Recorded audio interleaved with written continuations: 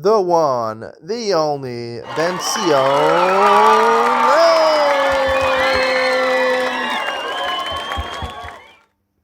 Good morning and welcome to Yeshiva YouTube Table and Able as we continue Shulchan Aruch Yomi this week, Simon Rishon and Zion 257. We're talking about Dinei Hatmanas Chamin.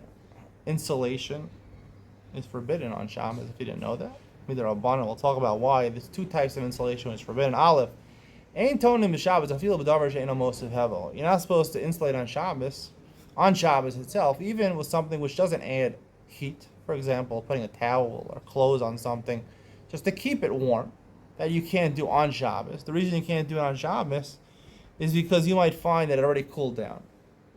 And when you come to insulate it, you're going to go ahead and be martiach and heat it up, which will be a violation, presumably, of bishul. But you're changing something from cold, where you're not going to eat something cold. Let's say, right, if you change water that's cold, right, you want hot water. You want to have your coffee. You want to have your tea. Having a cold tea is not an option. Bishul changes something from not usable, not something that you want, to something that you want. You want hot water for your tea, for your coffee. So basically, you're changing something. That's a malacha of bishul. That's one sort of insulation. You can't do on Shabbos. However, ben hashmashos tomin you could, because most of the time ben hashmashos, the kederos, the pots, whether it's a pot of cholent or a thermos of water or an urn of water, basically it's going to be hot already since you started heating it before Shabbos. Now, things which add heat, like sand, we'll see if you tell me with certain things like sand, those actually cause it to become hotter by insulating with them. That you can't even do if you leave it, you insulate on Erev Shabbos and you let it go into Shabbos. The reason for that is because, of course, it's still going to be hot because it's most of Hevel. The question is, once you find it, that it's, or with coals, you insulate it with coals, it's very easy. You're going to stoke the coals and you're going to make it hotter, and you'll be over on either bishul or havar. We'll talk about that. If you did this, you violated the second answer. You were insulated with something which is mosif hevel. You can't use that thing even b'diavad.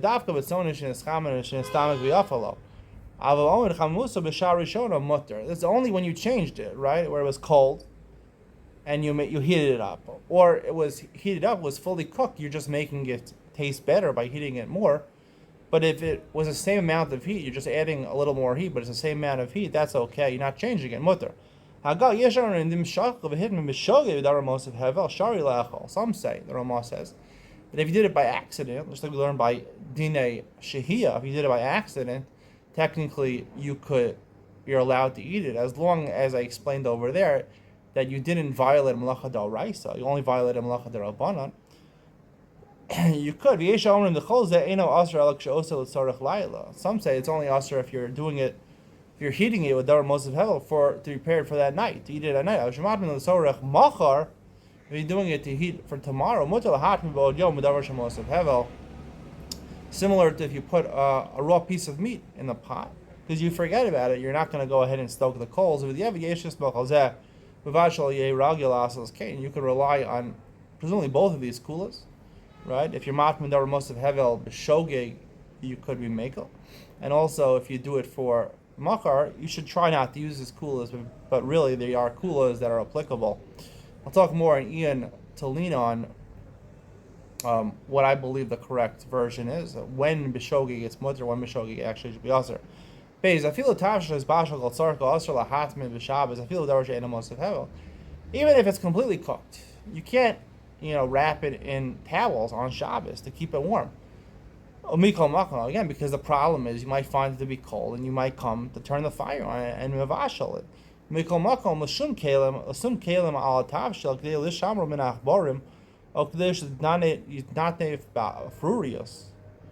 you want to put pots to cover a cook, you have a pot of cholent, you want to cover it with another pot, so that because you have a lot of mice, your house is infested with mice, or there's something falling from your ceiling, some dirt falling from your ceiling, shari. The point you're doing it is not to insulate it.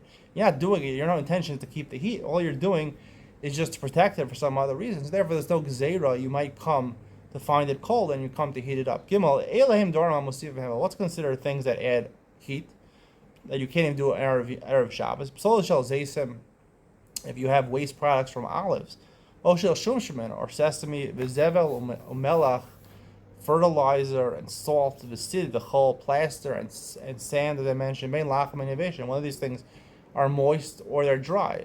V'teven v'zagim v'muchin v'asavim, if you have straw, or you have zagin, which are the grape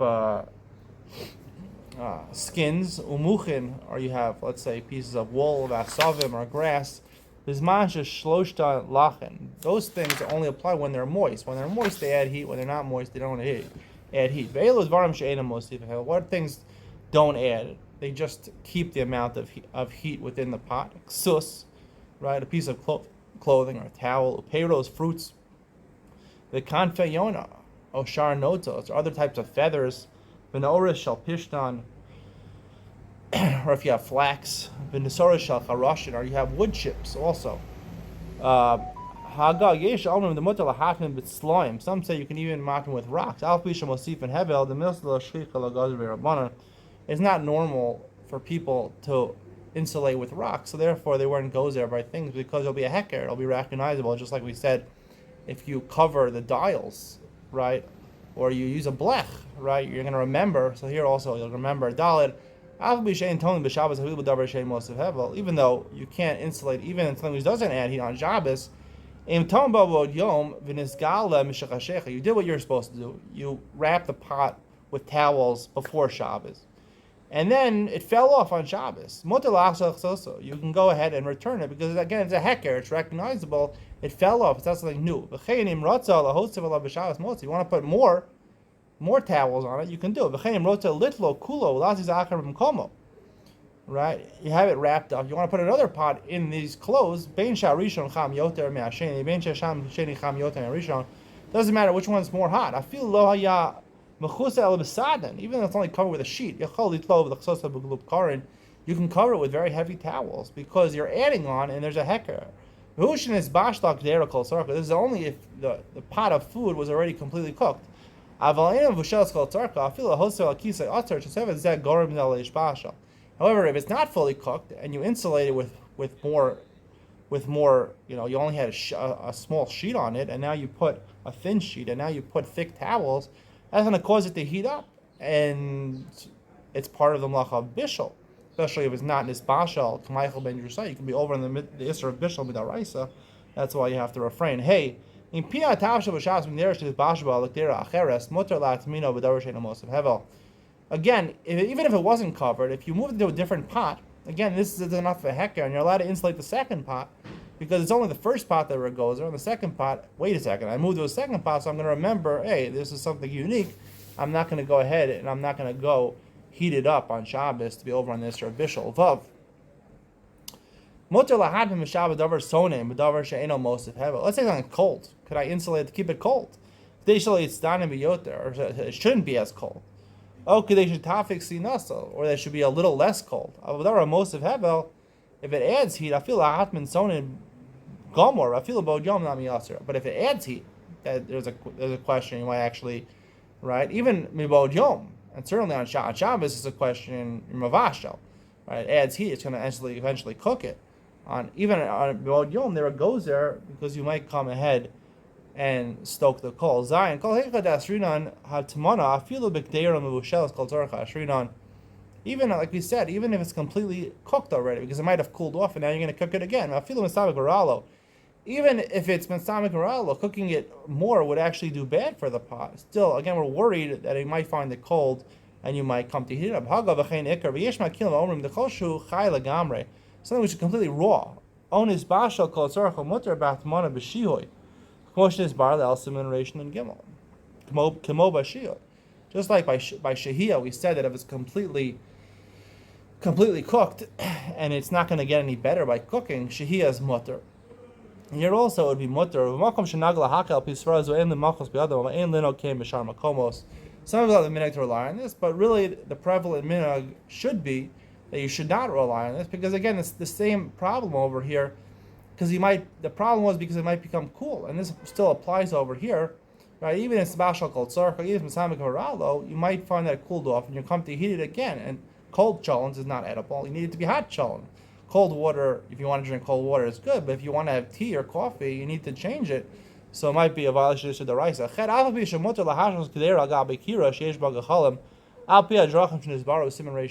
Right? You could even keep a pot on basically a stove that has gechalim, live coals.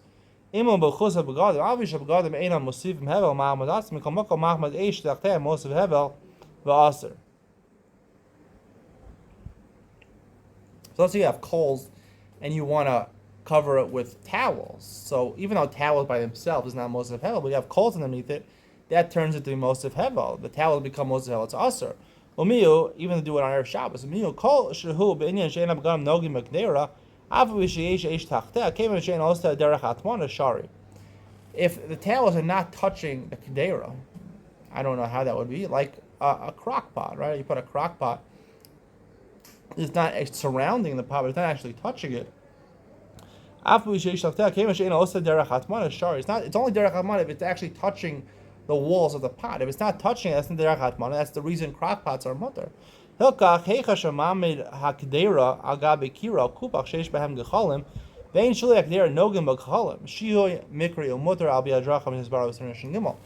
at the bottom, right? There's a discussion what's considered to be hatmana. There was two opinions. Right, we learned in Simon and Gimel. Some say, the first opinion, the Mechaber, that if the bottom is touching the coals, that's Hatmana. The other opinion says, no, you have to be even to the top. The entire pot has to be Mutman. That's how we hold like Allah, the Ramah says. Here, again, you want to actually, it's a little more, you want to put begadim on top, you want to put clothes on top. So here, certainly if the bottom of the pot is not touching the heat source, that's okay, even according to the Mechaber. Let's say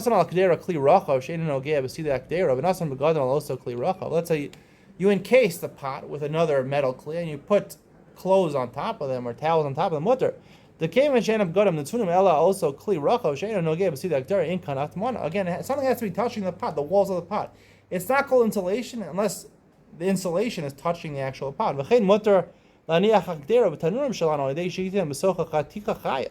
Similarly, if you want to put a raw piece of meat, right?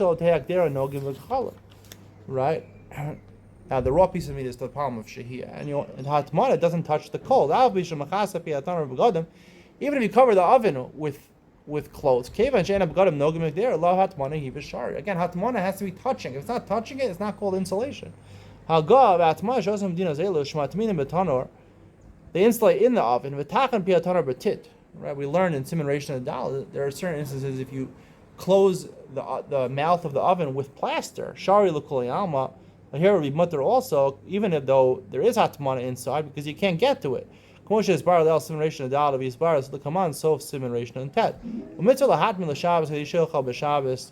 a mitzvah to actually insulate. Again, you have to insulate with things which are not most of hevel before Shabbos. That's part of honoring Shabbos and enjoying Shabbos. Someone